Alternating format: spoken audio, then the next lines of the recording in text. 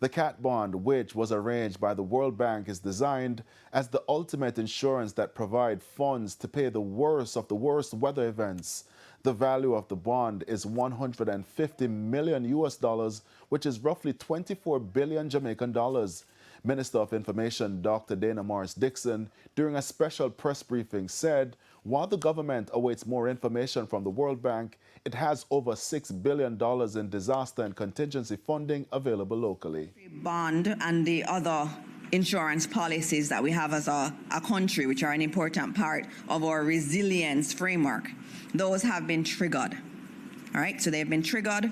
Over the next few weeks, we'll get more details into what the payout is and all of that, but they have been triggered, and as the info comes, you will get it. But what's important to note is that we're not dependent on the insurance payouts, because we do have readily available as a part of the contingencies fund, which we budget for every single year. We have $5.3 billion in that. And in our disaster risk fund, our national disaster risk fund, we also have another $1 billion Jamaican, these are Jamaican dollars, that is ready to be mobilized. Prime Minister Dr. Andrew Holness was in Westmoreland today doing an assessment of the damage and getting updates from the local authorities on the ground. Among his stops, the Savlamar Hospital. The hospital has felt the strain following the passage of Melissa. We are doing an assessment, so we have a schedule of assessments. So right now we're doing Westmoreland. If the light permits, then we get into Hanover and we move on. The assessment is that it's a serious damage. We looked at White House, almost total damage. On the coast, total damage. Here the damage is severe, but I think the town can rebound very quickly.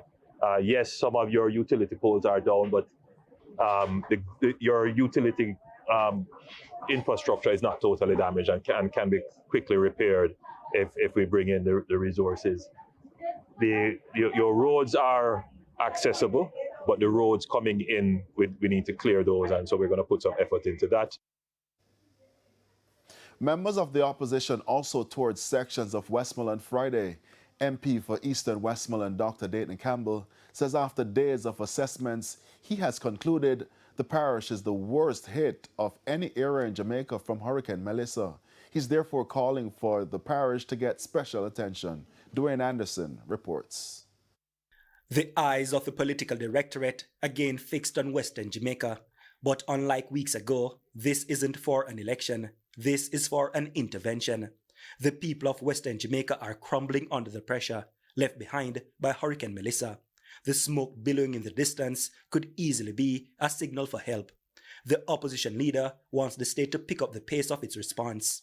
Right now, the people need food, they need water, and they need accessibility to the communities that are marooned and where people can't come out. So that is really critical. Government needs to deploy the necessary teams of work and empower the MPs to also do what they can do to get contractors. We need things like chainsaws and equipment that can clear roads so that people can move in and out. And then after that, there is going to have to be a major national reconstruction effort focusing on the parishes and communities that are particularly damaged, like this one here in White House.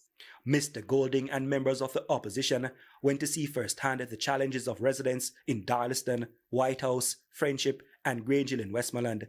He was able to access the communities after a member of the private sector provided the helicopter. He says that sort of collaboration between stakeholders is needed now more than ever.